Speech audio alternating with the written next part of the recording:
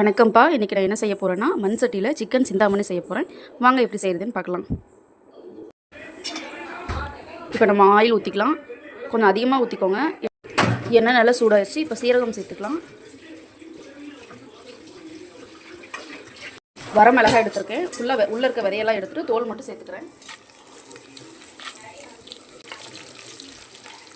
அடுத்து சின்ன வெங்காயம் கொஞ்சம் அதிகமாக சேர்த்திக்கோங்க.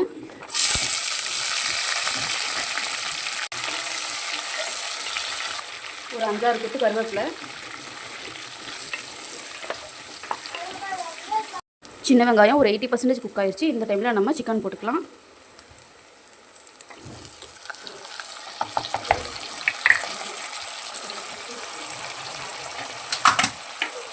தண்ணி எதுவுமே சேர்க்க வேணாம். சிக்கனில் இருக்க தண்ணியே போதும்.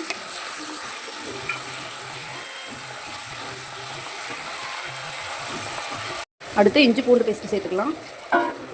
எதனால் நம்ம சிக்கன் போட்டதுக்கப்புறம் இஞ்சி பூண்டு பேஸ்ட்டு போடுறோம்னா, அதுக்கு முன்னாடியே போட்டோம்னா ஃபுல்லாக அடி பிடிச்சிற மாதிரி ஆயிரும். அதனால தான் சிக்கன் போட்டதுக்கப்புறம் இஞ்சி பூண்டு பேஸ்ட்டை ஆட் பண்ணுறோம்.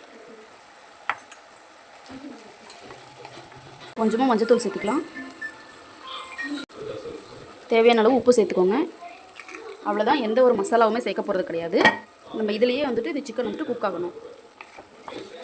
தண்ணி எதுவுமே கொஞ்சம் கூட சேர்த்தாதீங்க. வேணும்னா லைட்டாக தெளித்து மட்டும் விட்டுக்கலாம். லைட்டாக வேணால் தண்ணியில் தெளித்து விட்றேன்.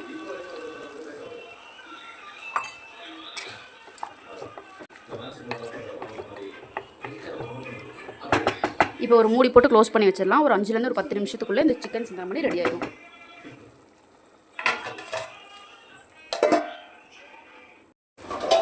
அவ்வளோதான், சிக்கன் சிந்தாமணி ரெடி ஆயிடுச்சு.